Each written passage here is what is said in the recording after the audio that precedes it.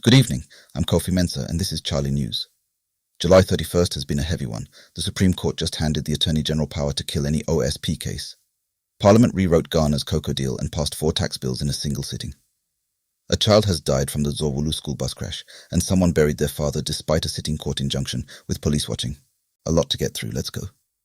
Start with the hardest one. A child is dead. One day after a tipper truck ploughed into a school bus on the Dzorwulu Accra Mall Road, 11 kids aged 3 to 10 on board, one of them didn't make it. The gender minister has visited survivors at the 37 military hospital and confirmed government will cover all medical costs. That's something. It's not enough. The Supreme Court ruled unanimously today that the Attorney General has ultimate authority over every OSP prosecution, including the power to simply drop a case. Constitutionally correct, lawyers say. But let that sink in. Ghana's anti-corruption office is not truly independent. Any AG under any government can shut down any case. Neither the OSP nor the AG's office has said a word in response. And while we're on corruption, 5,000 Ghanaian CDs a vote. That's what the Queen Mother of Hodom alleged at a Joy News forum. Council of State delegates in the Volta region were paid that figure each. She also says vote buying, cash, vehicles from government Tom pushed Togbeh Fade the 14th out of the National House of Chiefs presidency race. Anti-corruption advocates say it's spread into churches, academia, even the media. Full breakdown on chale.news. The LGBTQ Bill is coming back. Speaker Bagbin made the announcement after personally visiting the National Chief Imam. Says the Human Sexual Rights and Family Values Bill will likely be reintroduced today, with only 3 clauses up for revision. President Mahama is reportedly in agreement. Ghana's government also wants to rewrite the constitution itself. 1 5-year presidential term, minimum candidate age of 35, and ending the ban on dual citizens becoming MPs, which would open the door to diaspora representation.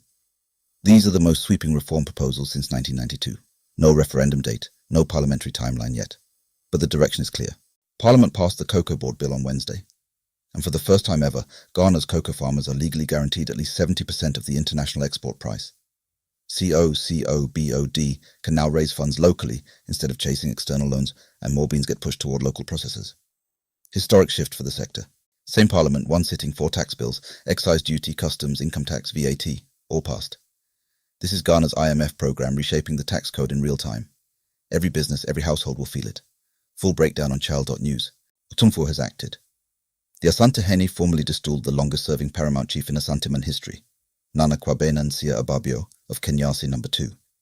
After proceedings exposed illegal mining involvement, land fraud, and breaches of Asante customary law, traditional authorities stepping in where the state has struggled. That's significant. South Africa's Foreign Minister Ronald Lamola has formally dismissed Ghana's xenophobia complaints, citing sovereign right to enforce immigration laws, claiming only 82 people were arrested, and suggesting ECOWAS leaders privately backed Pretoria's position. Ghana's Foreign Affairs Ministry has not responded publicly. This diplomatic standoff is not cooling down. 337,435 Ghanaians living with HIV are at risk of treatment disruptions. Foreign donors, mainly PEPFAR, cover over 70% of Ghana's HIV program costs, and that support is uncertain. GHANET is urging government to properly fund a national HIV fund that already exists in law but has never actually been capitalized. The law is there. The money isn't. FIFA's private equity plan is effectively dead. The Asian Football Confederation joined UEFA and CONCACAF in opposition. Together, they represent over 200 of FIFA's 211 member associations. With the Black Stars' inactive 2030 World Cup qualification, whatever comes next from this governance crisis matters directly to Ghana. Apostle Adwoa Safo Kantanka was buried today by his daughter Adwoa Safo. Despite a sitting Accra High Court injunction blocking the ceremony, police were present. They did not enforce the order. The Christo Asafo mission has raised the alarm. No court action yet. A formal petition landed on Speaker Bagbin's desk today demanding MP Mohammed Yakubu be disciplined, potentially expelled, over remarks he made to a 9-year-old girl during a parliamentary visit. Parliament has still issued no official statement on the matter. Yendi today. Thousands of mourners, warriors and dignitaries gathered as the Dagbon kingdom installed its regent, following the death of Yana Abukari Muhammad II earlier this month. 600 security personnel on the ground. Sacred rites kept private as Dagbon custom requires, a moment of enormous weight for the north. We end on something to be proud of. Prempeh College's Louis Kofi Afrifa Asare just became the first Ghanaian ever to compete in all 3 categories at the Singapore International Math Olympiad Challenge. And he came home with a gold and 2 bronze medals from a field of 2,285 students across 40 countries.